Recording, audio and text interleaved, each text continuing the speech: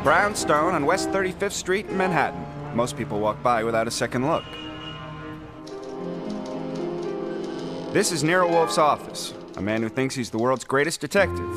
Truth being, he is.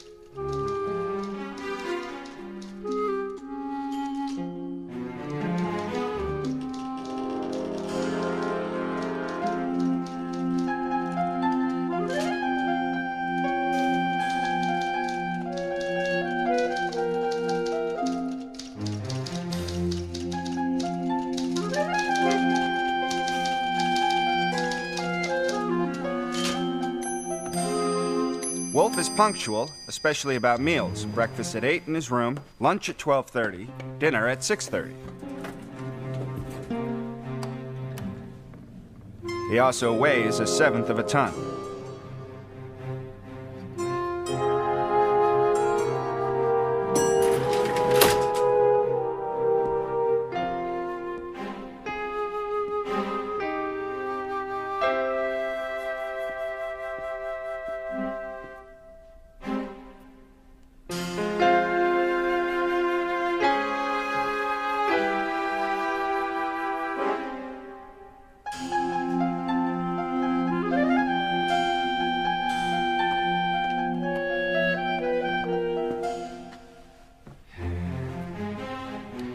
Evening. Good evening.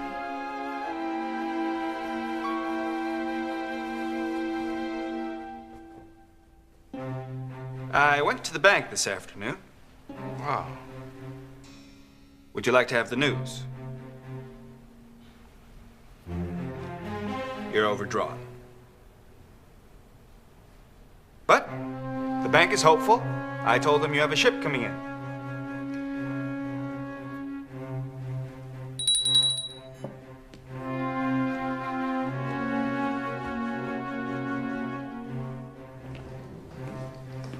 Smells great, Fritz. What is it? Starlings. Delivered this morning. Fresh.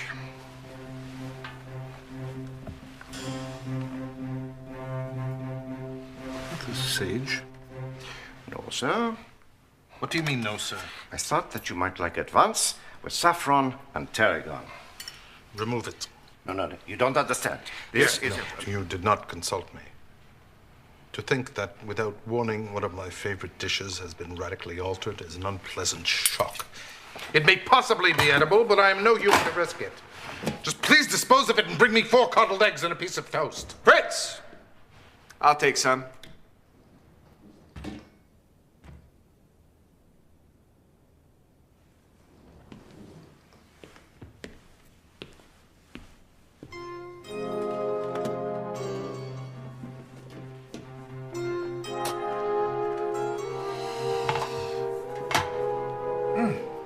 Saffron. Yeah. Really wonderful. Surprisingly a little fat. Thank you, sir. And there's a glaze or something. Oh, but where'd you use that? That glaze is a secret, but I can tell you one ingredient. Red currant. Red currant, yes. Yeah. And you like the saffron and tarragon? He doesn't know what he's missing. Thank you, sir.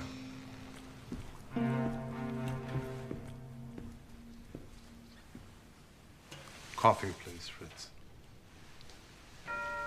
Who's that? Someone who doesn't know the rules.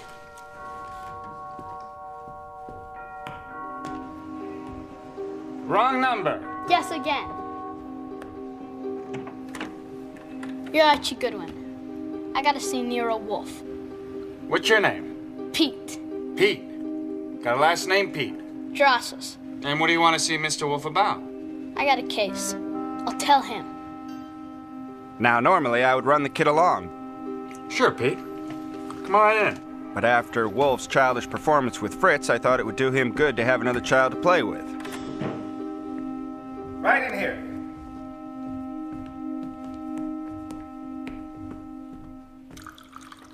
Archie, I will not have interruptions at meals. You call eggs a meal? This is Mr. Peter Drossos. He wants to consult you about a case. I was going to tell him you were busy, but I remembered how sore you got at Fritz because he didn't consult you. I didn't want you to get sore at Pete because he didn't consult you either, so here Sit down, he is. Mr. Drossos. Ragging Wolf is always a bit of a gamble.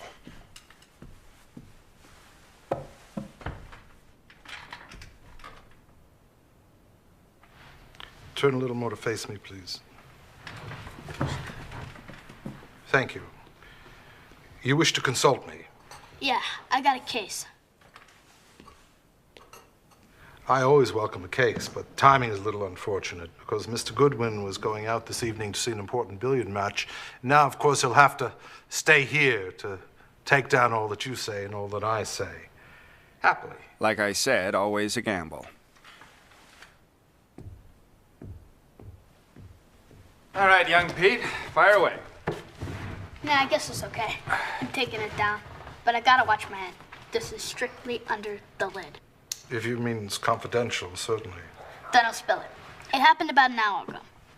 I was at the corner of 35th and 9th, working the white bracket. Please, what is the white bracket? You know when a car stops at the light? You, hop to it with the rag and start wiping the window. Yeah, well, anyway, this caddy stopped for the light. Well, the window was closed, so I couldn't hear her, but she worked her lips. Hell, get a cop. The guy stuck a gun in her ribs, and I got a license plate. Connecticut YY9432. May I see it, please? That's excellent. So what do you think of this case I got? Well, it seems a little hazy. Okay, look, the car was a dark gray 52 Caddy. The driver was a good looker. She had on big gold spiders for earrings. Spiders that legs stretched out like so, right? Pure gold. Pure gold, huh? Yeah, okay, it looked like pure gold. Well, anyway, these people, they had bucks. So I figured, if he kills her and I identify him, I can get the reward if I hang it on him. But that's when I decided I need to come see you because this case is too big for me to handle by myself. So I figured 50-50. What do you say? Archie, you have that license number? Call Mr. Kramer's office and give them that number. Say that you have information that that car or its operator may have been involved in a violation of the law in this city in the past hour and suggest a routine check. Do not be more definite. Say that information is unverified and that inquiry should be discreet. Wait. Who's this Mr. Kramer? A cop? No, he's an inspector. Well, you yourself suggested the possibility of murder, Pete. If there was a murder, there is a corpse. If there is a corpse, it should be found. Unless and until it is found. Where's your case? We have no idea where to look for it. So we'll trick the police into finding it for us. I often make use of them in that way. Archie, of course, you will not mention Pete's name since he doesn't want to be marked. Call Kramer.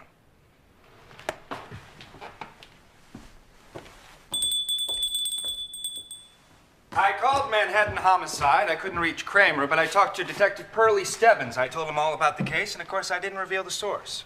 Excellent. Now your notebook. Excuse me, what time is it? Ah, yes, it's 4 minutes to 8. I gotta be home by 1:45. See you tomorrow.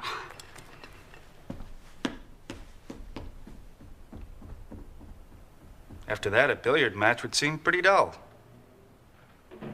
But, might as well go. Beer, Fritz. Sir? The next afternoon, Wolfe was having a beer relapse. He was trying to cut down to 2 quarts a day, and it wasn't going very well. See who that is and send them away. Well, I supposed, of course, it was Pete, but it wasn't. It was Sergeant Pearlie Stebbins of Manhattan Homicide West. Nobody's home. Nuts. I want to see Wolf and you. All right, this is me. I know that. Now take me to Wolf. Yesterday evening, you called me about a car, a dark gray Cadillac with Connecticut plates. I told you we had some information. I checked that the car, the driver, the owner was involved in something. I know that. Exactly what was your information and where did you get it? Well, now, you asked me that yesterday. I passed. I still pass. We don't want our informant to be annoyed. Well, he's gonna be. Now, who was it and what did he tell you? Nothing doing, Pearlie. Now, you know damn well this is just a bad habit of yours. Now, if something happened that makes you feel that I should tell you who and what, you tell me what happened and see if I agree. You know how reasonable I can be. A couple of hours ago, car stopped for a red light at the corner of 35th and 9th. A boy with a rag starts wiping the window. As he circles in front of the car, it suddenly jumps forward, runs over the boy, keeps going.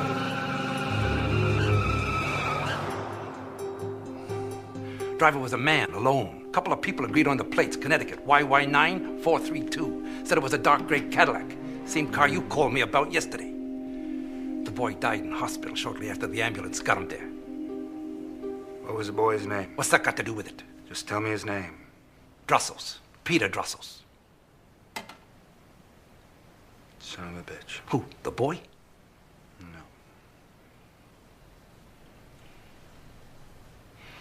Do you tell me, or does he? I wish you luck, Mr. Stebbins. That boy ate at my table yesterday. Yeah? Well, that makes it bad, huh? People got no business running over boys that ate at your table.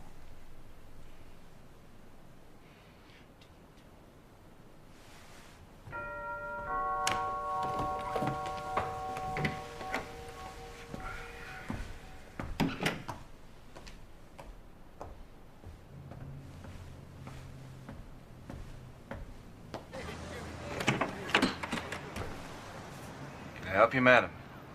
Does A Nero Wolfe live here? Yes. Do you think I could see him? I won't take long. My name is Mrs. Anthea Drosos. Yes, Mrs. Drosos.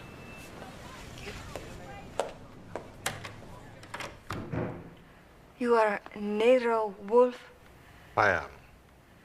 and this gentleman? Sergeant Stebbins, homicide. He's investigating the death of your son. My boy Pete would not want me to tell this in front of a cop. I'll be in the kitchen. Archie?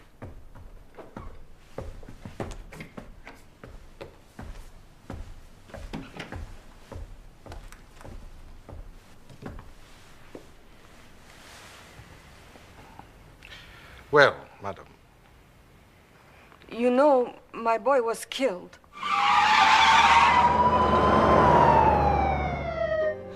Mom, I'm here, Pete. go to Mr. Wolfe. Tell him what happened. We're almost at the hospital. The can. The can where I keep my money. Give Mr. Wolfe the money. Hold on, Pete. Hold on. Tell him to find the guy that ran me down. Tell him to find. Tell him to find. Here is Pete's money. He made it himself. Do you understand? Yes, I understand. Archie? This way.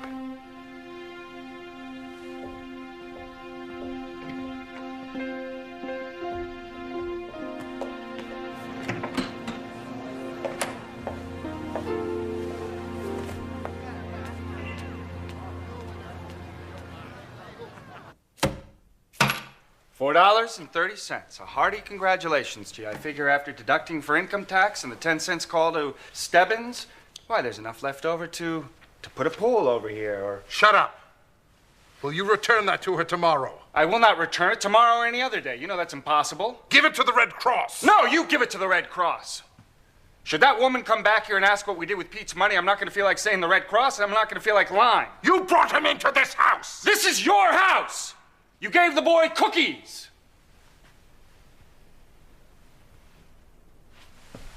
You ate a couple of the cookies. What? Nothing. I didn't have a damn single cookie. What? I didn't have a cookie. I did not have a single cookie. Yes, you did. You had a couple of them.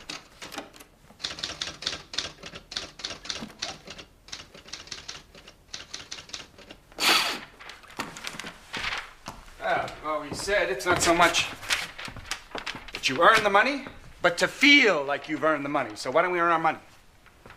Woman with spider earrings who on Tuesday at the corner of 9th and 35th Street silently asked a young boy to get the police. Please communicate with Nero Wolfe at the address in the phone book.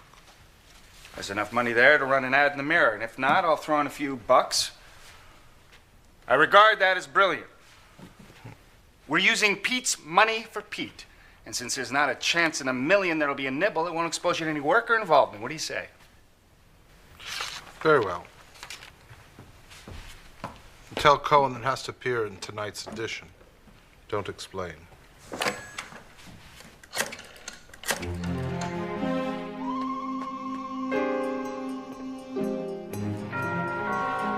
It was almost noon when the ad in the Mirror had baited the first fish, our old friend Inspector Kramer. Where's Wolf? Inspector Kramer. I don't think he's expecting you. Damn right he isn't. Archie, this is farcical. Why'd you put that ad in the Mirror? Not use brassavolas and trigeneric crosses. Now, your notebook, Archie. Dear Mr. Jordan. I asked you why. Dear In reference Mr. to Jordan. the orchids we discussed last You week, put that I'm ad aware that you in have the had Mirror. no success in performing trigeneric Damn crosses. it, Wolf! In specific reference to Vanda Cerulea.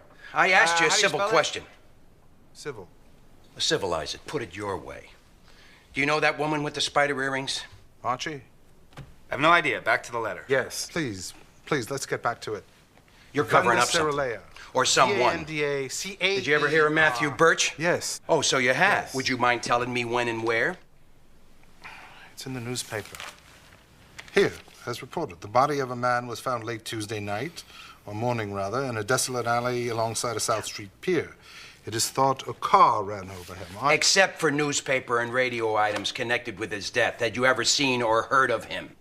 Under that name? Under any name. Not to my knowledge. Go back. Have you got the spelling? All right. Yes, it's V-A-N-D-A-C-A-E-R-U-L-A. E-A. E-A. E-A. Right.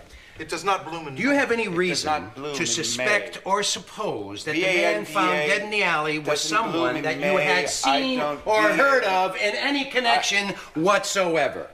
Ah, that's more like it. That settles it. The answer is no. May I ask one? Have you any reason to suppose or suspect the answer should be yes? Well, here's the complication. The car that killed that boy was found on 186th Street, with the Connecticut plates still on it. Technicians worked on it all morning. They clinched it that it killed the boy. Caught tight underneath the car was a piece of cloth the size of a man's hand, torn from the flap of a jacket, worn by a man named Matthew Birch. So, the same car that killed that boy ran over Matthew Birch. You agree? For a working hypothesis, Well, that's the point. You are working on it. You put that ad in. I'll stipulate that I am capable of flummery. That I have, on occasion, gulled and hoaxed you, Inspector, but you know I eschew the crudeness of an explicit lie. I tell you, I have no client in this matter. Now, I'll admit that the evidence that the boy and Matthew Birch Nero Wolfe's office? being killed by the same car is a noteworthy complication. Yes. But that should make things easier for you. Even though the license plate may be useless, surely you can trace the car itself. That would be fine. Yeah, well, we have. It was stolen 4 months ago in Baltimore. It's been repainted twice. Well, that was, interesting. It was a, telephone call in reference to orchids. Thank you, Archie.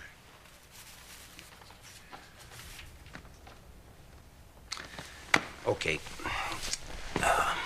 You know, I've never had any notion that you're a crude liar, Wolf. I've never seen you be crude.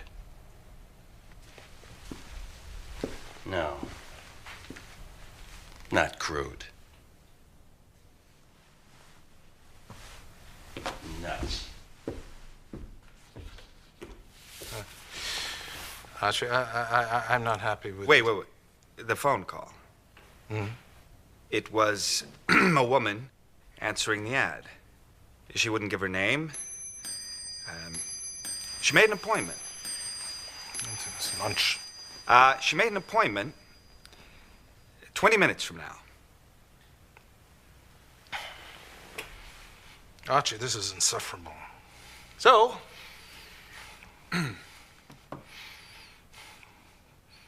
Dear Mr. Jordan. dear Mr. Jordan.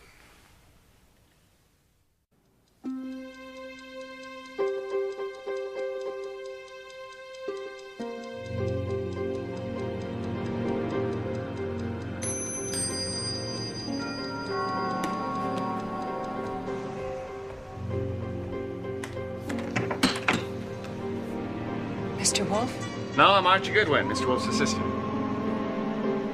Right on the dot. I am usually punctual. What can I do for you, madam? This is a clipping of your advertisement, and this is a check made out to you for $500. May I see it, please? Not yet. It has my name on it. So I would guess. I want to ask you some things before I give you my name. What things? About the boy. The boy I asked to see a cop. I would like to see him. Will you arrange for me to see him? If you could just give me his name and address, I think that would be enough for the $500. Describe the boy. Describe the other occupants of the car. What time did it happen? What did the boy say? Exactly what did he do? As for your name, that is no longer in your discretion. Mr. Goodwin seizes your bag by force if necessary and examines its contents. If you complain, we are 2 to 1. Sit down, madam. I like eyes at a level. Sit down and we'll discuss it. But first, the name.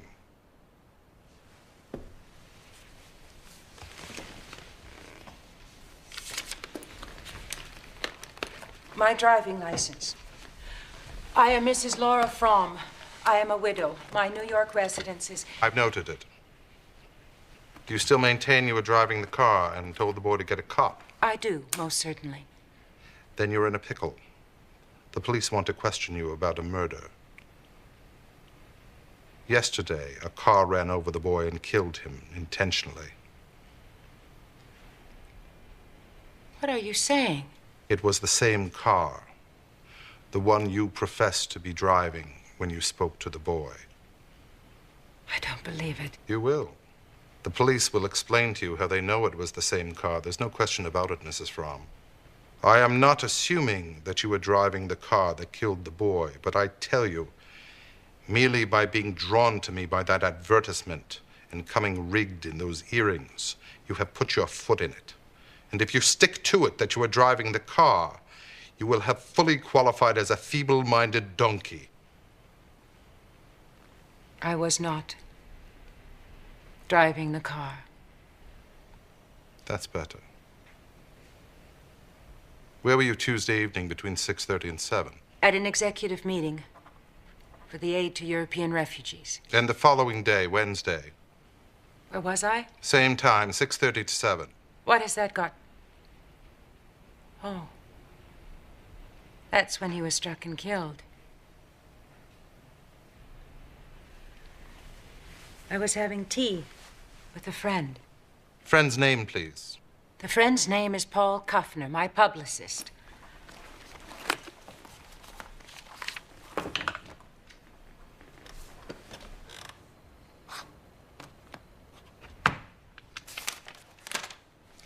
This is a check for $10,000. I see it is. It's a retainer. For what? It seems as though I'm going to need your expert advice and maybe your help. Bosh! You're offering to pay me not to tell the police of your visit. I am Mrs. Damon Fromm.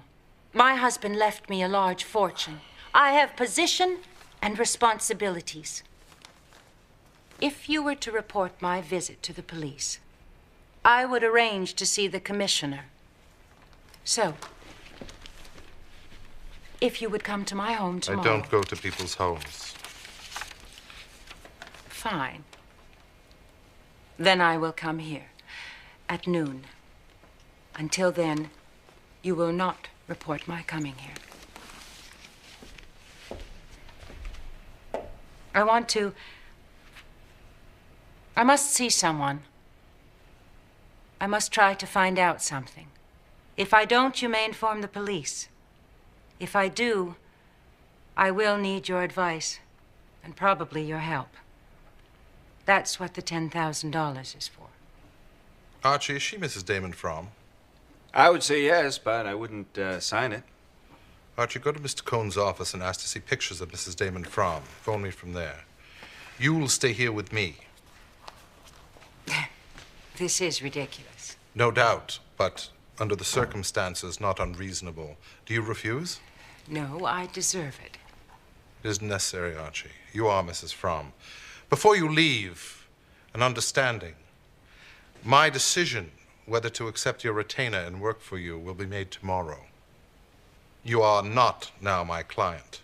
Understood. And a question. Do you know who the woman was who was driving the car Tuesday and spoke to the boy? I won't answer that now because I can't.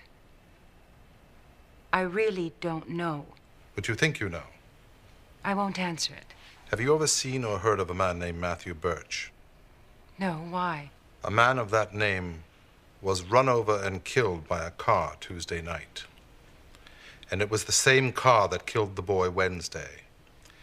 Since the car itself cannot be supposed ruthless and malign, someone associated with it must be. I am warning you not to be foolhardy or even imprudent. Mrs. Fromm extended her hand. Wolfe doesn't usually rise when a woman enters or leaves, but it was lunchtime and the hand was in the way. I walked Mrs. Fromm to the door, spent the rest of the day making sure her check was bona fide.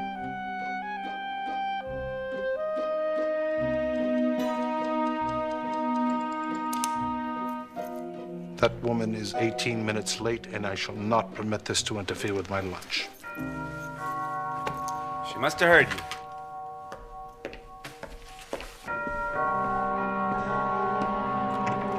I'm Dennis Horan, counselor at law. I'm James Albert Maddox, also an attorney.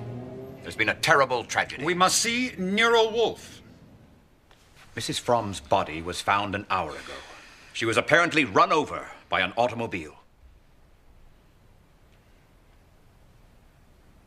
Is that the reason you've come to see me? Mrs. Fromm was a former friend and client. Not your client. I advised her. Badly. Perhaps it would be well for each of you to tell me, without interruption, to what extent and with what authority you represent Mrs. Fromm. I represent Mrs. Fromm. You do not. My firm is counsel to Mrs. Fromm. I am counsel for the Association of European Refugees. I am also the executor of Mrs. Fromm's estate. And in that capacity, Mr. Wolfe, I ask you formally, under what conditions and for what purpose did she give you a check for $10,000? I prefer not to tell you. Do you know the law, Mr. Wolfe? No. Then I suggest you seek advice. I can compel you to disgorge that check unless you can establish that Mrs. Fromm received value for it. I can't. She received nothing. But I intend to earn that money. How? By making sure her murderer is exposed and punished. That's ridiculous. We'll see. Am I correct, sir, in assuming that you are not demanding that I return the money Mrs. Fromm paid me? That depends. Tell me under what arrangement and for what purpose the check was made out, and I will consider the matter. No, sir, I will tell you nothing whatsoever of the conversation I had with Mrs. Fromm. Then you're withholding evidence. Phooey, I will report it to the police. In writing, signed. Archie? And why not to me? Because I'm not a simpleton. Because I have reason to think that the conversation that I had with Mrs. Fromm was one of the links in a chain that led to her death. And if that is so, the person most eager to know what she said to me is probably her murderer. Nonsense. I am not her murderer. That remains to be seen. This is a sham. You're not interested in finding the killer of my client? Excuse me. You're only interested in the $10,000. I'm going to replevy that money. Archie, call Inspector Kramer. Wait a minute. You're making a mistake, Wolfe. You say you want to investigate a murder, yet you have two of the people closest to Mrs. Fromm here in your office, and you chased one of them out. Bosh, will you describe fully and frankly the course and nature of your relations with Mrs. Fromm? Certainly not. If I send Mr. Goodwin to the office of the Association of European Refugees, will you instruct the staff to answer his questions fully and freely? No. Then I have little use for you. Archie, show Mr. Horan to the door. Counselor?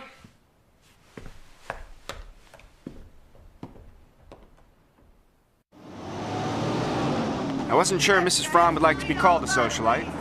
It didn't seem very dignified, but then it isn't dignified to be murdered by a car either. Hey, Lon! Hey, well, some Nero Wolfe is on the case. I was just passing by. I want to ask you a question. Huh? What What do you know about Laura Fromm's activities the day she was killed? What do I get? Appreciation, respect, trust me. Yeah. All right, start with lunch at the Churchill with Paul Kuffner, public relations guy for the AER. Association European Refugees, yeah. Yeah, Kuffner told the cops she was worried about something. What happened after lunch? Then back to the AER office where Mrs. Wright, executive something, says they spent their time going over the books. When Fromm goes home, meets her personal secretary, friend, and confidant. Named? Jean Esty. Esty helps her get dressed for dinner. The butler says they had some argument. Where's dinner? Dennis Horan's apartment. Yeah? Who's there? Just Horan, his wife Claire, Angela Wright, and Paul Kuffner. Dinner breaks early. Rumor is Horan was overly familiar with Mrs. Fromm, so he walks her back to the car, watches her drive away. Yeah, so he was the last man to see her alive, huh? As far as is known. Listen, anything new on this Matthew Birch guy? What's Matthew Birch got to do with it? Are you saying his murder's connected to Fromm? What else you know about the guy, huh? He's a special agent for Immigration Naturalization Services, married, seems to live above his means. What do you got? Cops seem to have it wrapped up that the same car that killed the kid killed Birch. Hey, and Fromm was killed by a car also. That's sweet, Archie. That's very sweet. So who hired Nero Wolfe? Nope, not yet. Hey, what do you mean? Come on, come on. I promise you I'll give you an exclusive later. Hey, Archie. No. Tasting. Wasn't tasting, I was sampling. Must explain to me the difference someday. Inspector Kramer was here. Any blood flow? You have to ask him yourself. The top floor was devoted to Wolfe's second obsession, orchids. I could tell you. Wrong. Dendrobium. What information did you obtain from Mr. Cohen? Well, Miss Fromm had quite a busy social schedule. And so I told him. Wolfe sat there with eyes closed and nose twitching. With her publicist, Mr. Kuffner. And, when I'd finished, he held his pose for a long moment, absorbing everything. I think. Then, he opened his eyes. Kramer was here. Yes, so Fritz said. Yes, he was uncommonly offensive. He intimated that had I told him yesterday of Mrs. Fromm's visit, she would not have been killed. He was insufferable. How old is Jean Esty? Lon didn't specify. He thought young. I suppose under 30. Why? Is she comely? No data. Get her and bring her here. Get her and bring her here. Well, that's Nero Wolfe. How was I even going to get to see Jean Esty? I concocted and rejected 4 different plans. Yes? Yes, there seems to be some confusion about the flower arrangements for the funeral. I must consult with Miss Esty immediately. Mr. Goodwin is the name. This way, please. Thank you.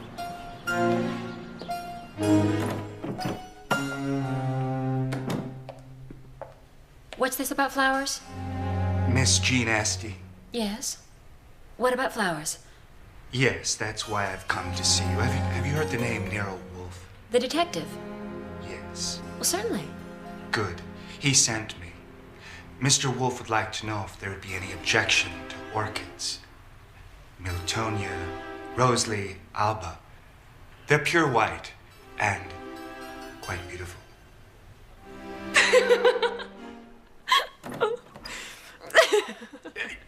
Grief.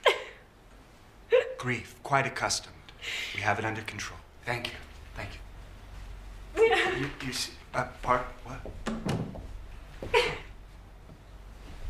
What started me was the way you're dressed. Oh, it's grotesque. Yes, well, the costume merely got me in. Yes. Yes. I understand. Under false pretenses. And what for? Mr. Wolfe would like to invite you to dinner. Are you aware that Mrs. Fromm gave Mr. Wolfe a check for $10,000 yesterday? Yes, I handle her personal checking account. Ah, did she tell you what the check was for? No. Well, I can't tell you either. But I can tell you that Mr. Wolfe feels responsible for Mrs. Fromm and feels an obligation to investigate her death. Oh, the police are investigating it. Ah. 2 of them left here just a half an hour ago. Yes, the police. I'm sure they'll do a very fine job and they'll solve it. But if they don't, Mr. Wolfe will. Don't you want Mr. Wolfe to solve it? It doesn't matter what I want. Well, it matters to Mr. Wolfe, and that's why he's inviting you to dinner. Our offices are at 35th Street. We could be there in 15 minutes. Shall we go? I'll go now. Yes. Oh, no. Look, I may be in the middle of this mess, but I'm not going to say or do anything to make it worse than it already is. Now, I've been instructed... Ah, Miss Esty, there you are. I'm Archie Goodwin. I work for A Nero Wolfe. I'm in disguise. I'm Paul Kuffner. I handle public relations for Mrs. Fromm, and I am not in disguise. I'm sorry to break in like this and take Miss Esty away, but there are urgent matters. Upstairs, please, Miss Esty. Pleasure to meet you, Mr. Goodwin. I've heard a great deal about you and Mr. Wolfe. Ah, Peckham. Mr. Goodwin is leaving. See him to the door, would you? It was a fine job. He could have said, "Get out of this house till I ask Miss Esty what you're trying to put over." But, no, sir. Gentlemen, Fritz has provided us with some lovely homemade cookies, in case any of you is interested. Napkins are provided. Hello, everyone. I'm a mortician. Saul, Fred, Ori? Saul, Fred, and Ori, our best freelance operatives, were waiting when I got back to the office. So you went to Miss Esty dressed as a mortician. Ah. This got me in. Unfortunately, Miss Esty, with the well-timed help of a Paul Kuffner, refused your dinner invitation. You don't look very alert. Huh. Sit down, Archie. Remove the silly cap. So, I must inform you of the situation in all of its intricacy. The police will tell me nothing. With all their advantages of manpower and authority, they will certainly forestall us. But I intend to persuade myself that I am justified in keeping Mrs. Fromm's fee. And besides, I resent the assumption that those who come to seek my help may be murdered with impunity. That's the personal reason. We'll get the bastard. I doubt it, Fred. But we will try. There are dozens of possible approaches to the problem. So, Saul, tell me, where do you want to start? I'd kind of like to start with that AER place, that refugee joint. Mrs. Fromm's organization. Why? Because they're interested in refugees, and Birch used to be with the Immigration Naturalization Service. And that's the one connection I can see between Birch and Mrs. Fromm. Very well. Take $200 in expenses. But a displaced person would not be lavish. Yeah, I know that. I'll start with the spider earrings. Not that I've seen any. How big were they? Archie? Like so. Like so. Were they gold? I think they were gold, but don't quote me. Very well, Archie. Give Ori $100. What about you, Fred? Where do you start? The earrings. No, they're covered. Has anyone a suggestion for Fred? We'll think of something. Let's try this. I assume that on Tuesday afternoon, when the woman driver stopped at the corner and told the boy Pete to get a cop, that the man in the car with her was Matthew Birch. What? I don't get that, Mr. Wolfe. Good, then it probably hasn't occurred to the police. Now, I admit that this is extremely tenuous, but later that night, the same car ran over and killed Matthew Birch in a place and manner indicating that it had carried him to the spot. Therefore, since Birch was in the car late in the evening, why not assume that he was in the car early in the evening? Well, the assumption would be that the man that ran the car with the boy on Wednesday was the same guy who was in the car with the woman on Tuesday. Yeah, because whoever he was, he knew the boy could identify him. Yeah, right, and it couldn't have been Birch because by Wednesday, Birch was dead. That's probably what the police assume. It sounds logical. Fred, you will proceed on my assumption that Birch was in the car with the woman. Try either to validate it or disprove it. Archie will supply you with a photograph of Birch. Archie, could you get photographs of everyone involved? Tomorrow. Do so. And then there's something I want you to do. Thank you, gentlemen. Archie will coordinate your efforts.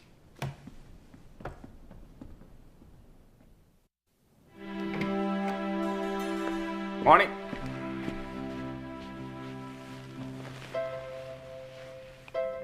Have you any questions about the instructions I gave you last night? One. It's clear enough as far as it goes, but what am I after? You're stirring them up. You're turning a tiger loose in a crowd. Or if that's too bombastic, a mouse. How will they take it? Will they tell the police? If so, which one are ones? Sure. I see the possibilities. Is there a specific item I should retrieve? No, none. What? You've been eating corned beef. Yes, I have. Yes, I have. I've been eating corned beef. Yeah. Not on the premises.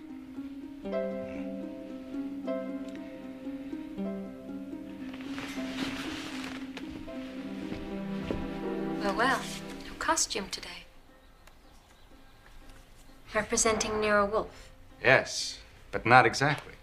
Oh? I'm here on my own. On your own. But don't you work for Nero Wolfe? I like to get work for me, too, when I get a chance. Read the other side. You discuss what Mrs. Fromm told Mr. Wolfe. Yes. That's exactly what I want to talk with you about, but just between you and me. I don't understand. Oh, you soon will. You see, I was present during the talk that Mrs. Fromm had with Mr. Wolfe. I remember all of it. I have a very good memory. I could recite it to you word for word, or mighty close to it. Well? Well, I think you'd appreciate hearing what that talk was. I have reason to believe that you would find it most interesting, and I will recite it to you word for word for $5,000. Oh! Now, I don't expect you to have that kind of money right now. You can pay me this afternoon, but I must be paid in advance. This is incredible. Why on earth should I pay you 5 cents to hear about that talk, let alone $5,000? Why? Well, that would be telling, wouldn't it? After you pay and I deliver, you may or may not decide whether you got your money's worth. And what if I told Mr. Wolfe about your offer? I'd say you're a liar. He trusts me. I'd simply say you were a dirty liar. Well, I suppose I should be insulted and indignant, but I'm too shocked. I didn't know you were a common skunk. You should go. Yes, well, think about the offer. I'm looking for a Mrs. Moran. Thank you, sir. Just across the street. Mrs. Horan. Do I know you? Do we know each other? Quiet, darling. Do I? Not exactly. But we're about to meet. Oh, a detective. Working with Nero Wolfe.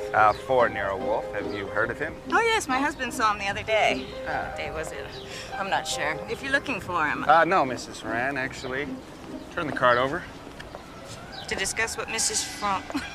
with me? Why would I be interested? Oh, Mrs. Fromm visited Mr. Wolfe, and Mrs. Fromm? I was present throughout their conversation. She tried to help all those people. Their entire conversation. You see, I heard everything that was said, and to satisfy your curiosity, I will tell you for $5,000, and I will pay it back the day it rains up instead of down. How about that?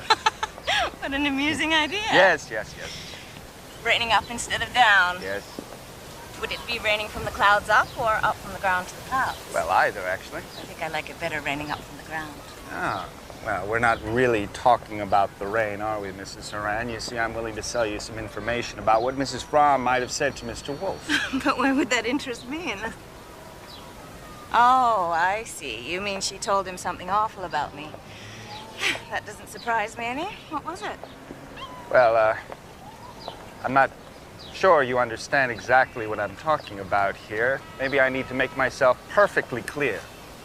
First, you give me the money, then I give you the facts. See? Do you know what I think, Mr. Goodwin? No, I do not. I think you're much too fine a person to use these kind of tactics to stir up my curiosity. Well, if it's the money, we could... I thought you were a nice man. You have kind eyes. Did you know that? I thought you were a nice man, but I can see I was wrong. Yeah, what? Well, that's not necessary. Oh, no. Bad dog. Bad. Hey, could you just have him stop? Well, it's dangerous out in the front lines, but I still wasn't ready to give up on my quest for $5,000. This is the Association for European Refugees. Yes, it is. Just like the sign says, well, I'm here to see Angela Wright. She's busy. Well, show her this card. She's busy. Show her the card, she'll see me.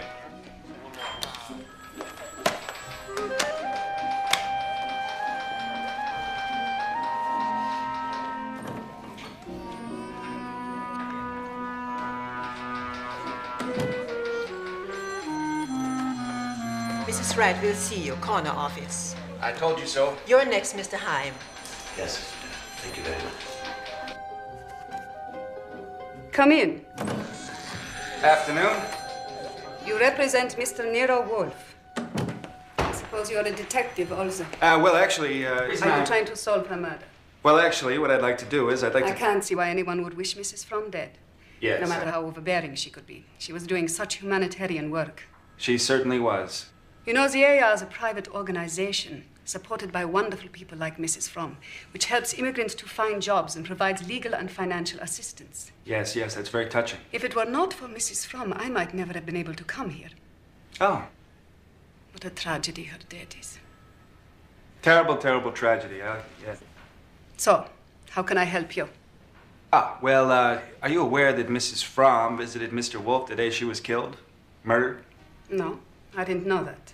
Yes. But we were not so close that she confided in me. I see. So then you wouldn't be interested in anything Mrs. Fromm had to say to Mr. Wolfe? About me? For $5,000, I'll tell you exactly what the conversation was in detail. So it does concern me. Sit down, Mr. Goodwin. Perhaps we can arrange something. I'm sure we can. Shall we put your offer in writing? You take me for a sap. A zap? For a fool. Oh, if you were a fool. No, if you were so dishonest. Wouldn't Mr. Wolfe? I mean, he is a detective. You agree? You see, the thing is, I've fallen on hard times recently. And, well, I've never done this before. My mother, cancer. Ridiculous. What? Ridiculous. What is ridiculous? Mr. Goodwin, I resent being taken for a sap. Is it sap? That's my vanity.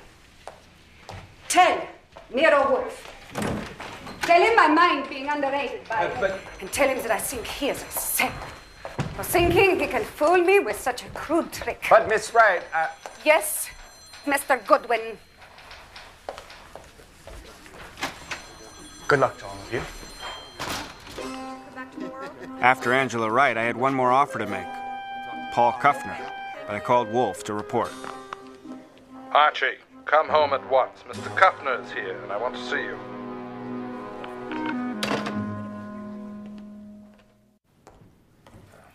Oh!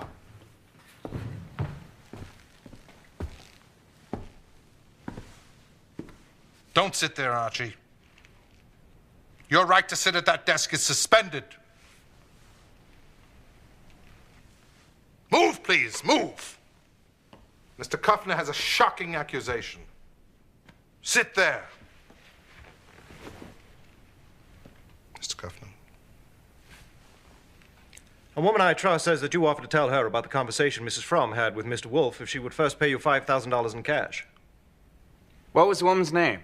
I have not told Mr. Wolfe because one was requested not to. Of course, you know it. I've forgotten. Tell me. No. For God's sakes, if you were a U.S. Senator, I wouldn't expect you to name the accuser. But since you're not, go climb a tree. He has a point, Mr. Kuffner. Anonymous accusations are in questionable taste. You should name her. I was asked not to. Then I'm afraid we're at an impasse. May I smoke? No.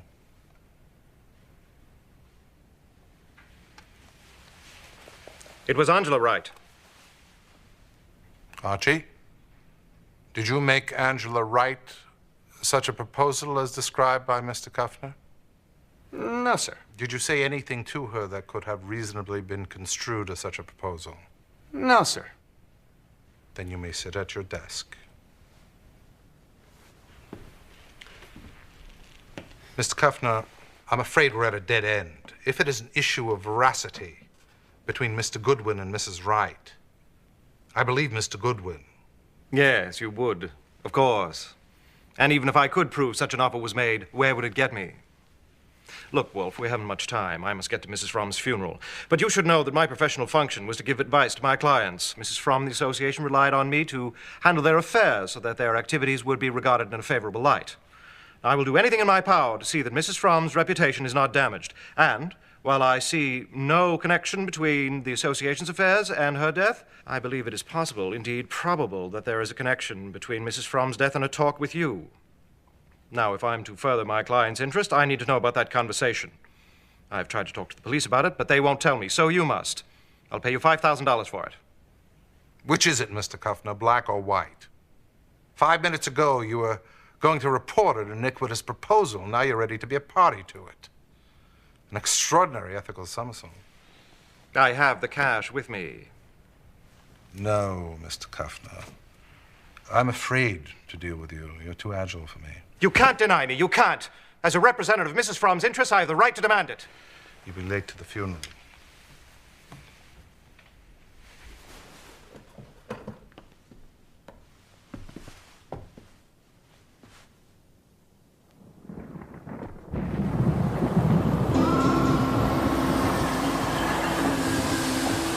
Maury had used his connections in the jewelry trade to locate a store on 46th Street where the Golden Spider earrings had been displayed in the window. When Maury asked about them, the proprietor clammed up. Now it was up to me to open that clam. Somehow.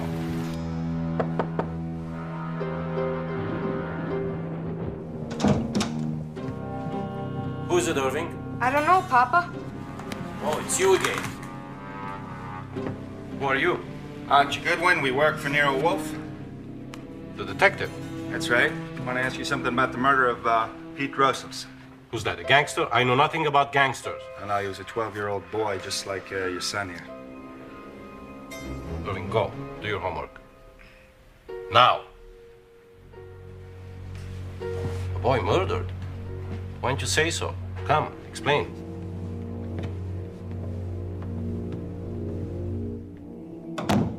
I still don't understand why this boy was killed. And by the same car. So you want what? Want to know who bought those earrings? Those spiders? That's right. One of a kind. I gave her a good price. Yeah, how'd she pay? By check. By check? What was the signature? The name? Yeah. It was the woman who was murdered. Laura Fromm. Ah, Laura Fromm. You've been most helpful. Thank you. We're back. We tracked down the earrings. Guess who bought them? Mrs. Damon Fromm. You knew? No, Ori. I was asked to guess. Now I know. Good work, Ori. Saul phoned. He started something, but he's not sure what. Yes, I know. I told you I saw him at the association office. Yes. He calls himself Leopold Heim. Under that name, he has taken a cheap hotel on First Avenue. After you left the association office, he had a brief talk with Angela Wright. Who referred you to our organization? Special Agent of Immigration and Naturalization. It was Birch, Mr. Matthew Birch. Oh, really? Mr. Birch is dead. Dead? Oh, I'm sorry, I didn't know. A few weeks ago, he told me to come here, so here I am. You entered the country illegal? Well, yes and no. Yes.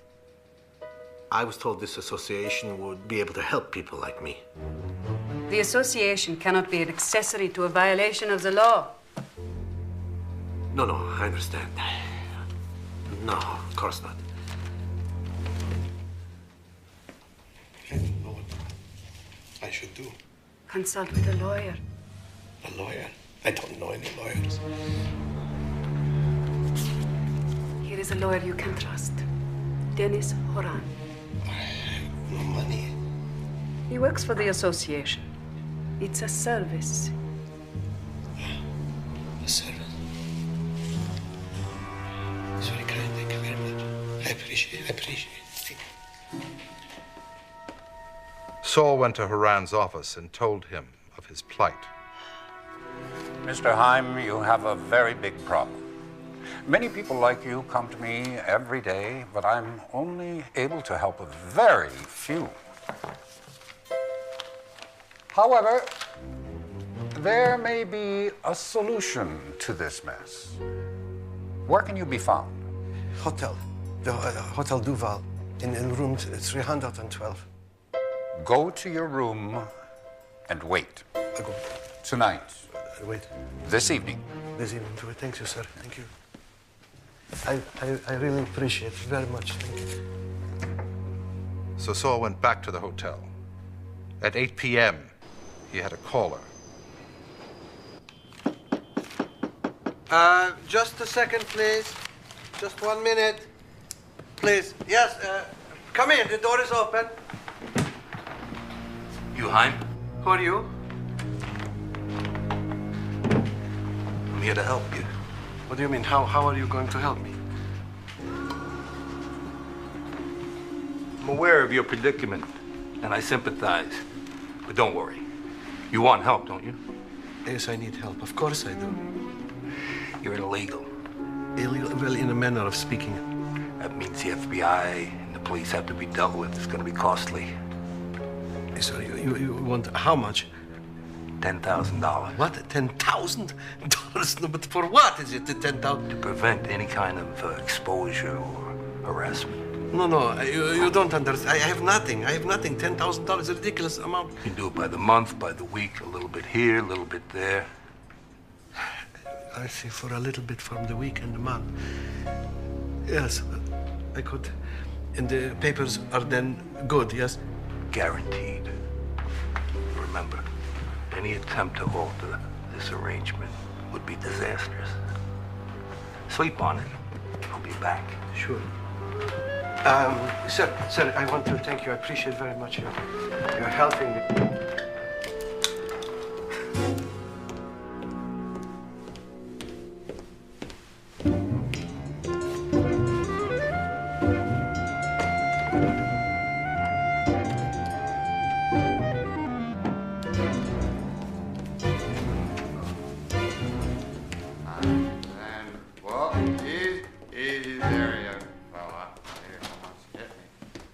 When he left, Saul managed to follow him.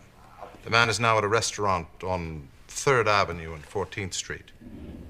Saul called from across the street at, well, it was less than a half hour ago. I'll take the sedan and drop Maury at Saul's. And I'll lay back with the car. Nero Wolfe's. Archie, it's Fred. Is the boss there? He ought to hear this. Hey, Fred, it's Fred. Take a taxi, all right? Go to Saul's. It turns out that Fred needs me worse than Saul. I'll come and join you. Go on, Fred. I'm at a phone booth, 9th Avenue, 55th Street. I just found out a lot of new stuff about Matthew Birch. His main hangout was a dump on 9th and 54th, Danny's Bar and Grill. I've been in and out all day asking about Birch, telling people my name was O'Connor and what was eating me, as I've been told that my wife was seen with him in a car last Tuesday afternoon, a dark gray Cadillac. One guy finally told me that there's a guy who can give me the lowdown on Birch, and if I want to see him, come back between 9:30 and 10. Go ahead and play it, but wait till I get there. I'll take the sedan and park across the street. When you see the car, go on with your date. I'll wait in the car until I hear you scream or they roll your corpse out. If you leave with company, I'll tell you. Otherwise, walk along 42nd Street, keep going, and I'll wait until you're loose, and then I'll come get you. You got it? Okay. Anything else, Mr. Wolfe? No, proceed.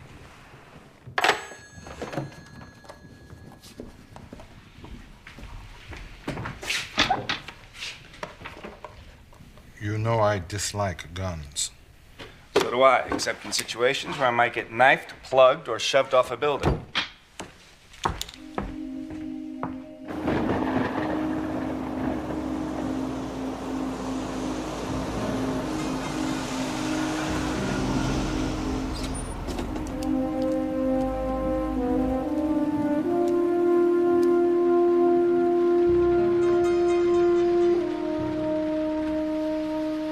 I lay back and waited.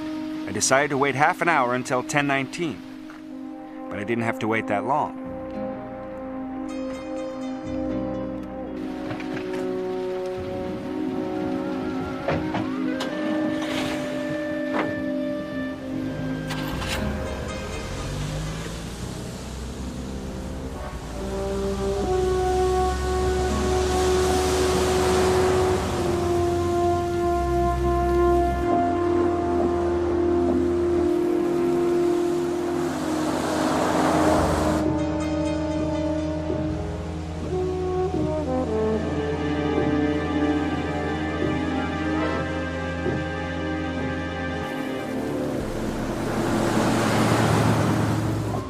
driver didn't spot me tailing him, but he drove kind of fast, a little too fast for a night when the rain was starting to come down harder and harder.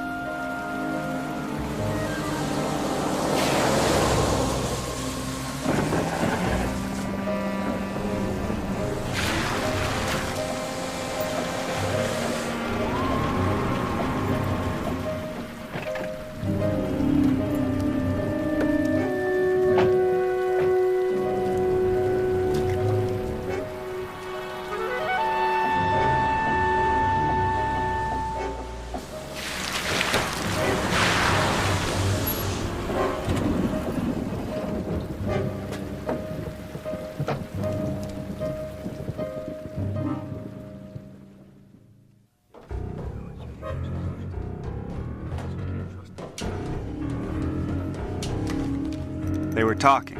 I couldn't make out what they were saying, so I looked for a better vantage point. Get up.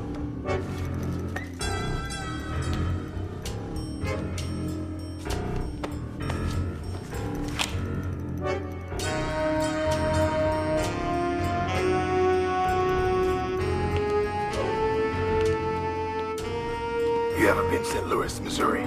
St. Louis, no. Me neither.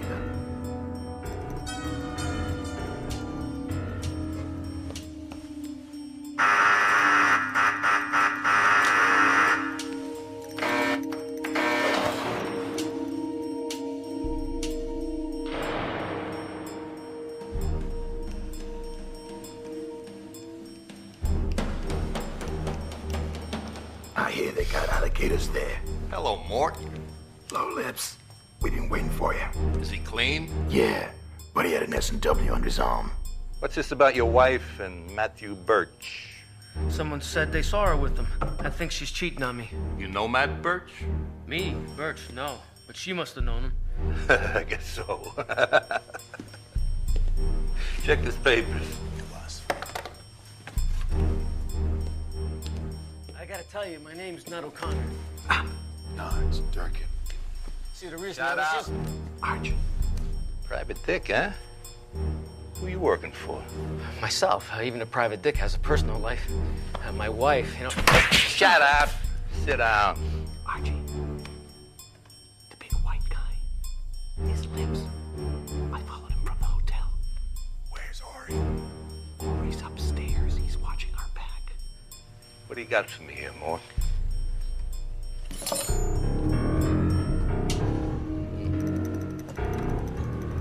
Oh, yeah. Let's get serious now. I want to hear you talk.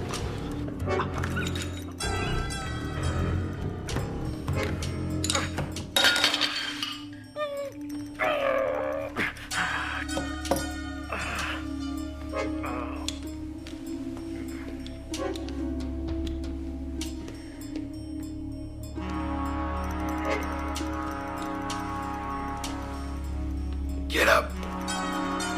Come on.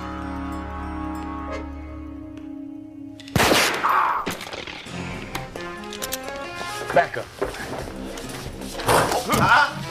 Be nice. Does it hurt? Good, good. Get some rope, boys. Tie them up. In less than a minute, the thugs were all trussed up. Saul looked through their wallets. They were Lips Egan and Mortimer Irvin.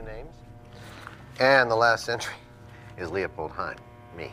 What do you think? A little blackmail? So that's it. Jeez, there must be 1,000 names in this book. Each one paid 10 grand. That's 10 million bucks. Quite a racket, fellas. Do you care to comment? You know, I ought to explain, shouldn't I? I should explain. Yeah. We work for Nero Wolfe, and we disapprove of blackmail, but that's not what we're working on. We're working on a murder, or should I say 3 murders. So, if I ask you about your racket, it's to get at a murder. See? For instance, was Matthew Birch in with you on this? Ow! Ow! You lousy little rat! Now that that's out of your system, you feel better? Another thing, how much of the cut of the dough was yours and who got the rest? What dough? What dough? Huh. Who gave you the tip on Leopold Heim? Nobody. Tough character. Very tough, Archie. Let me do a little crisscross on him. Yeah, get his arms. All right. Hey, Fred, move him. Come on. All right, here we go. The crisscross, yeah. Now, I don't know if you've been introduced to this or not. It's a scientific method for stimulating the vocal cords. If and when you decide you don't want to do it anymore, well, there's a phone right there, and you can always call police headquarters. We'll stop the science here, and you can tell them anything you want without interference from us. Or you can answer my questions. Did you see Birch in that car? Huh. Who gave you the tip on Leopold Heim?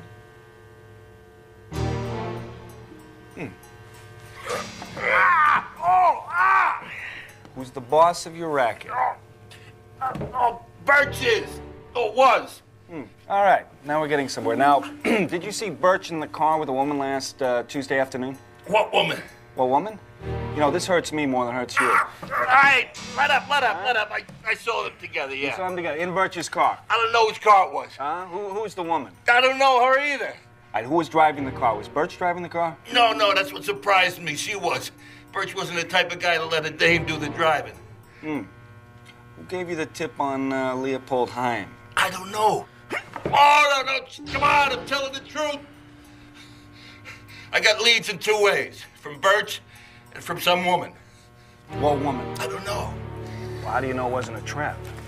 She uses a password. A password, huh? What was the password? Send the spider to the fly. Send the spider to the fly. Spider earrings. Yeah, spider earrings. Hey, very good, Fred. Very, very good. And what number did you call her at? Oh, I never called her. No, she called me. Birch was the contact. Were we expecting anyone?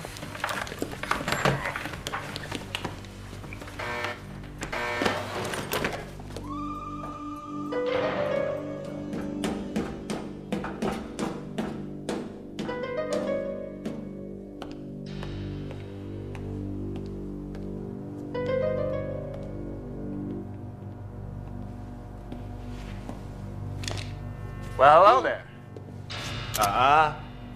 Hello, Maury. Good to see you. Just in time. Thanks.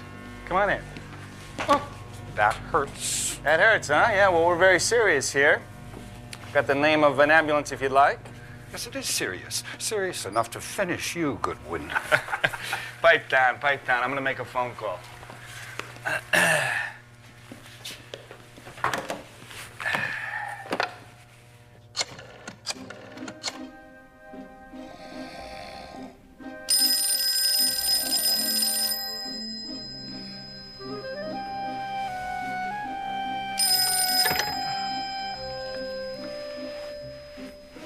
Nero Wolfe. Yeah, I need some advice. I'm asleep. We'll splash some cold And water so on I your filled face him and in. wake up. I talked about Mort, talked about Lips, told him about the notebook with 1,000 names now in my pocket. He could draw his own conclusion. And I told him about Lips' claim that Birch was the boss in the racket, although the orders came from a woman he had never seen, and how Dennis Horan showed up in the middle of all this. This is very satisfactory. Apologize to Mr. Horan. What? Have a heart. He's a lawyer. We won't give him cards to play. Keep the notebook. Mention it to no one. And put it in the safe as soon as you get home.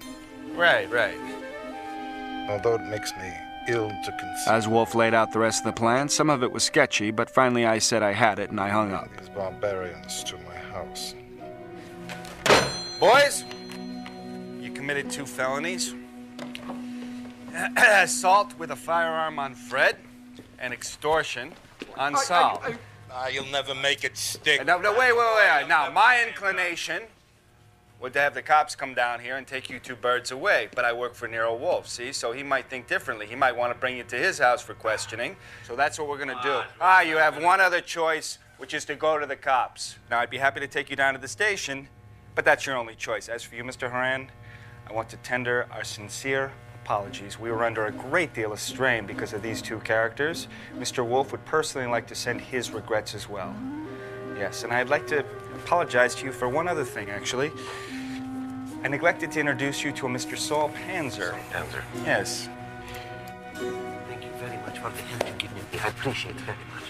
Otherwise known as Leopold Heim. That's it? All right, now, please go on about your business. But there is, I had this great idea. In fairness to Mr. Egan over here, if we go down to Wolf's house, you might want to be represented by an attorney. And just by coincidence, guess what? There's an attorney in the room, Mr. Dennis Horan. Now, Horan was in a pickle. If Horan deserted them, they might desert him. But to say yes would tie him to them. Ain't it a lawyer's duty to help a guy who's in a jam? So it is, but I'm quite busy right now. Yeah, so am I. Of course. Very well, I'll see what I can do. We'll have to have a talk. All right, let's go, boys. Hey, bring those pliers for a souvenir, Fred. Good morning. Good morning. Hey, take it easy, Fred. Don't kill anybody, all right? How'd everything go? Oh! Good, I took over Fred about 5:30. Fred, you awake? I'm gonna get a coffee. Did you sleep well? Oh, thank you. This is insufferable. Well, then don't suffer. I told you many times you could leave any point you want. How about us? For you, deluxe accommodations. Your tie is crooked.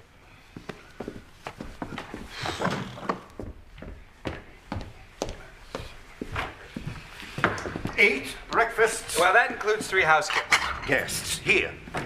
Hey, Fritz. Oh, forget this bum. I have to go on a mission, and I am starving. Archie, I need $500. What for? Phone calls. Fritz, I'm just gonna have that, because that looks great. I knew it would be useless for me to guess what Wolf had in mind for Ori, and I knew it would be useless to ask. I also knew Wolf well enough to know he had something up his sleeve. He always did. That must be Inspector Kramer. We called him when we got home last night and told him everything. Well, almost everything. Yeah, we're on our way somewhere. Where are these characters, and what do you want to tell me? Come in. What kept you so long? Mr. Goodwin phoned more than 6 hours ago. As you know, my house is full of questionable characters, and I want to get rid of them. Where are They're guilty of extortion and assault, and I'm certain much more. Archie will explain later. But first, I have 2 questions. Why did the man who killed the boy in broad daylight dare to run the risk of later identification by one or more onlookers? And the other question concerns the journey of the earrings bought by Mrs. Fromm, worn by the woman in the car some days later, and then worn again by Mrs. Fromm 3 days after that. Can you explain that? No. So I have provided my own answers, but I can't expound upon them without naming my candidate. Hey, if you're ready to name a candidate, don't let me stop you. Have you got one? Oh, yes. The hell you have. Name him. The question was, have I a candidate? Not am I ready to nominate. I may be in an hour, in a week, but not now. What is it, Fred? Yes, sir. Haran wants to speak with you. Now. Urgent. This man, Haran, is a hyena, and he irritates me. Why don't you talk to him? Bring him in. I think I've seen you work all the dodges there are, Wolf, but this one takes the cake. And I don't get it.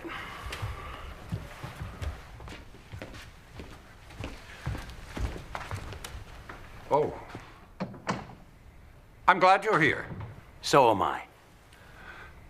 I have decided to reveal a conversation I had with Mrs. Fromm the night of my party. I would have revealed it earlier, except that as her attorney, I thought it privileged. But now, it seems critical. Get to it, Haran. She told me that she had received information that someone in the organization was furnishing the names of illegal immigrants to a blackmailing group led by Matthew Birch, and that a man named Egan was involved. She impressed on me especially the importance of avoiding any scandal that might damage the association. It was so like her, always thinking of others, never of herself. You okay? Yes. Aren't you, Egan's attorney? No. No, that was a mistake. I acted on impulse. I've told him I can't act for him. Pearlie, bring Egan. You realize, of course, that this man is evidently a low criminal. He's in a desperate situation. He's scarcely a credible witness. Yeah. Come on in. Let's take a pew. Aren't you Lawrence Egan? Otherwise known as Lips Egan? Yeah, that's me. And Mr. Horan here says he doesn't represent you anymore. He also says that you're a low criminal and a That's not what I said. Shut up. One more interruption and out you go. Did you say you wouldn't represent him anymore? Yes or no? Yes. Did you say he was a low criminal? Yes. Then shut up. Have you seen this man before last night? Well? I gotta think.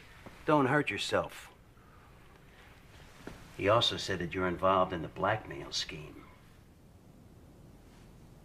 Yeah, I seen him before last night. I seen him lots, dozens of times. Right, brother? You lousy race. He's in it up to his ears. That's a lie! You led him into this. Maybe so.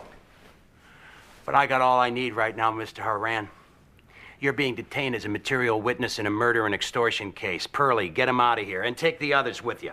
Let's go, boys.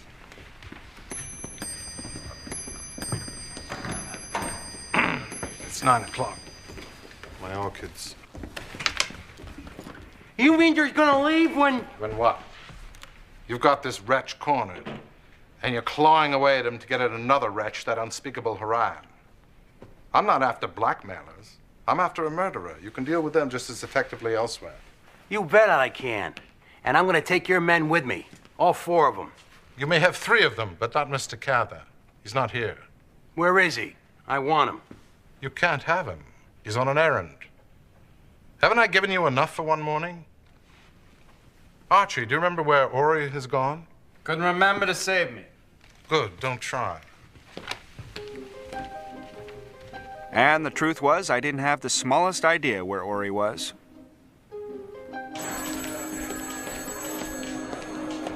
I've never seen as much top brass in one day as I did during the next 8 hours. Finally, they tied up a reasonably accurate statement, and I was sent down to Police Commissioner Walter Neary's office. Howdy, Commish, what's up?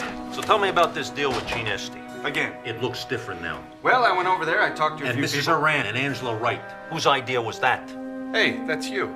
So Wolfe knew. Well, I'll have to think about that one. That fat son of a bitch. He said he's ready to earn the money Mrs. Fromm paid him to identify the murderer. He wants Stebbins and me. He wants the 5 people chiefly involved. And if that's not enough, he wants 3 or 4 policewomen, not in uniform. He wants you immediately. He wants Durkin, Panzer, and Egan. And he says we'll be bringing the murderer with us. He's a maniac. Insufferable. Get him down here. He won't come. You bring him. You got a warrant? I'll get it. Commissioner, he won't open his mouth. He'll get out on bail, he'll go home, and he'll do his own inviting. Without us. Well, I'll see you gentlemen later. Always a pleasure, Commish.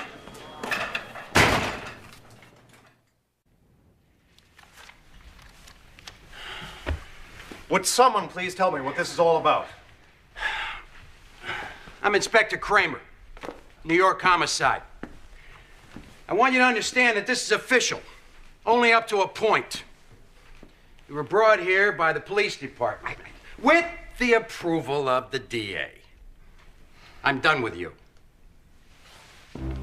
But now, Nero Wolfe will proceed on his own. I want you to understand that he has no authority to insist on any answers to any questions he may ask. You understand that?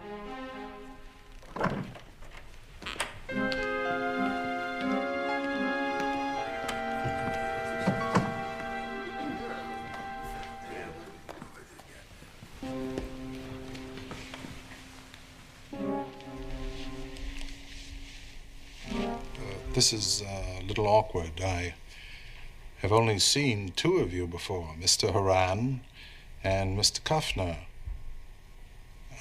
Mr. Goodwin has provided me with a chart, but I'd like to check. You're Miss Jean Estee? Yes. Mrs. Angela Wright? Cheer up. Mrs. Dennis Harai? I don't see the purpose. Mr. Goodwin tells me you have a charming little pet.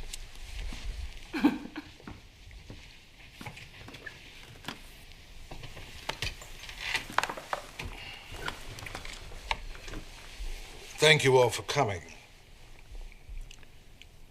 This is the first time I've undertaken to single out a murderer from a group of mostly strangers. It seems a little presumptuous, but let's see.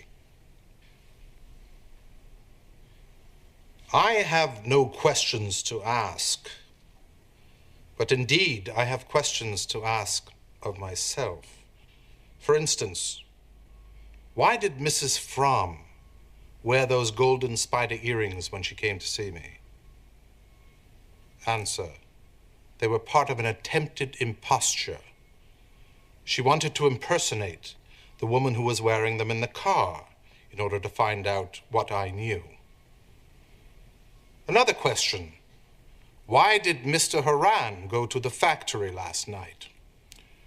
Answer: because his greed had impelled him to a foolish action, giving Leopold Heim's name and address to Mr. Lips Egan, and he was alarmed. I protest. Inspector Kramer, this is slander. You're a lawyer. Sue him. Mr. Horan, if I were you, I'd stop lathering about your implication in blackmail and extortion. On that, you're sunk, and you know it. And now you're confronted with a much greater danger. Identification as the murderer of Pete Drossos. But You can't possibly escape a term in jail. But with my help, you may go on living. I suppose most of you know nothing of the extortion enterprise which has resulted in the death of 3 people, so you can't follow me throughout. But one of you will most assuredly be able to follow me. Where do I begin? With the golden spider earrings. Unusual and very unattractive.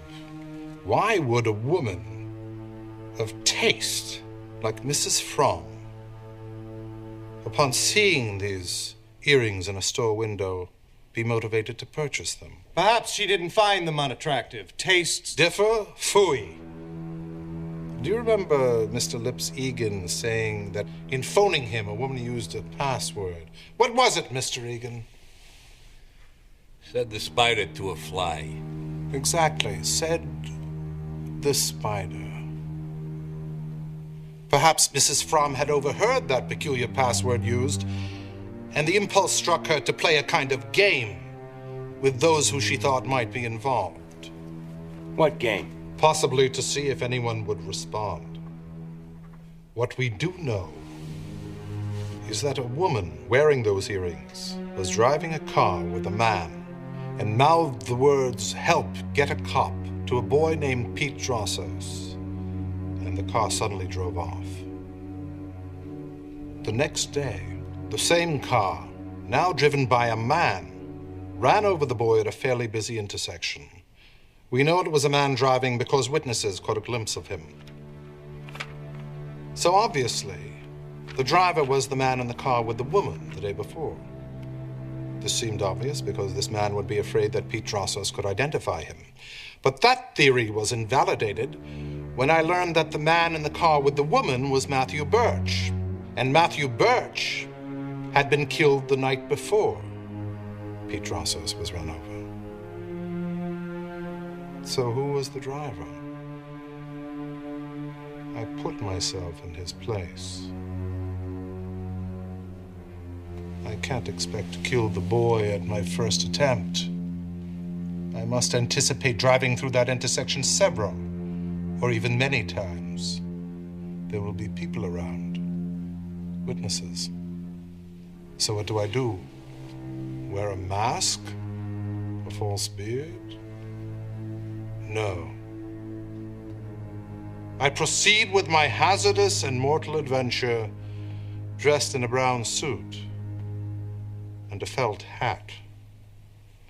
Manifestly, either I am a peerless dunce or I am a woman.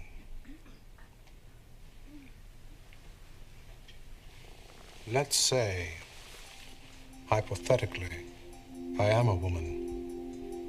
For if I am a woman, many of the complexities disappear, since most of the roles now become mine. I am, let us say, involved in the blackmailing project. I may even direct it.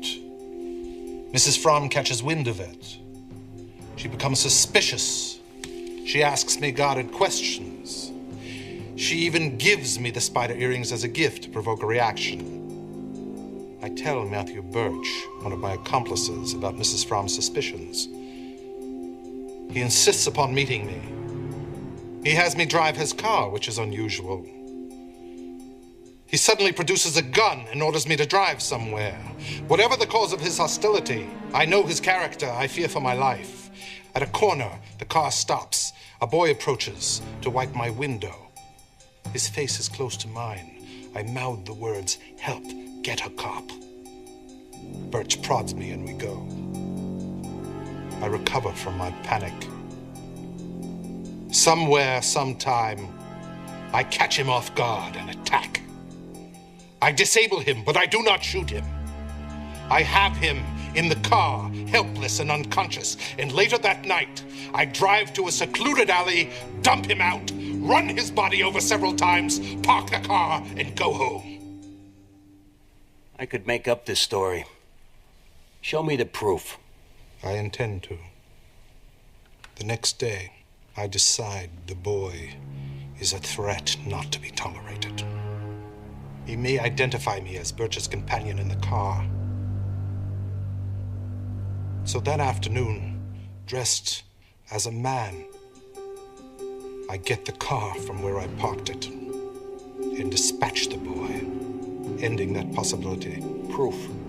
Proof. Where's the proof? Mrs. Fromm was going to the Horan's apartment for dinner that night. I found her car parked nearby.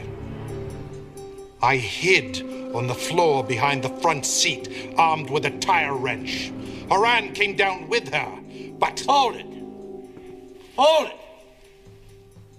I got him here, but there's a limit. Give me a fact, or we're through. Archie, let them in, please.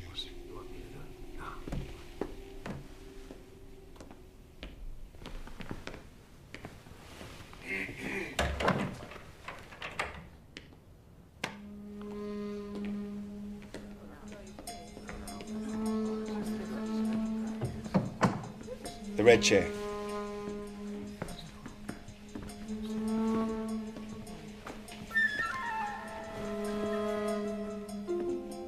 My name is Nero Wolfe. What is your business, Mr. Levine?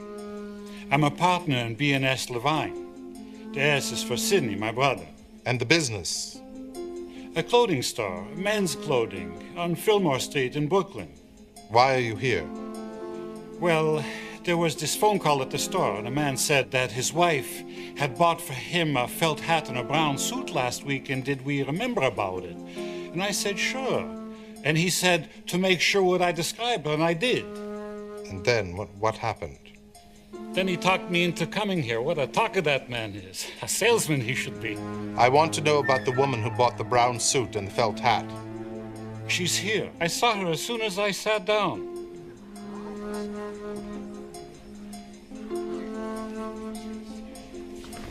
All right, it's a fact. I was a fool.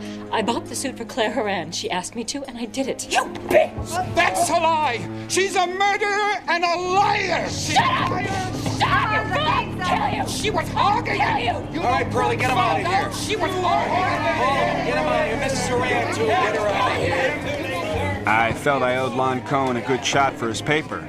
He'd done me some good favors, and now he'd do a few more.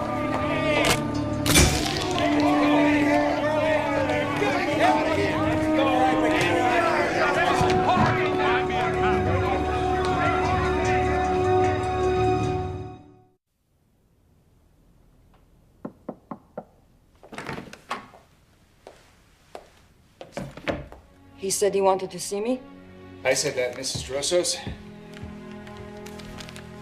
Thank you, Fritz. Mrs. Drossos, this is for you.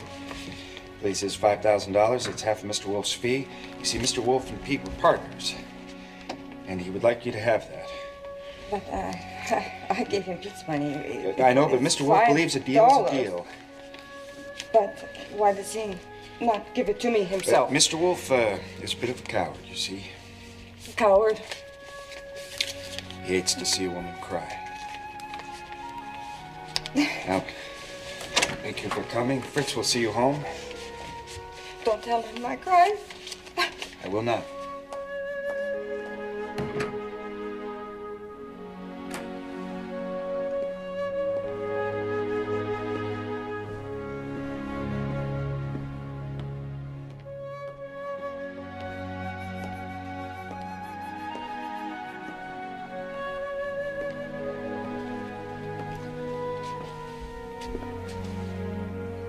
Well, I gave her half of Mrs. Fromm's fee.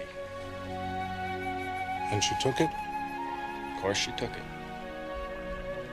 Did she? Did she?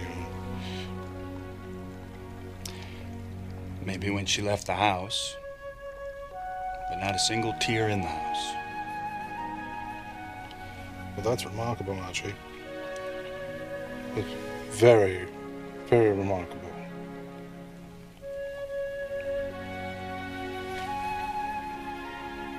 Remarkable.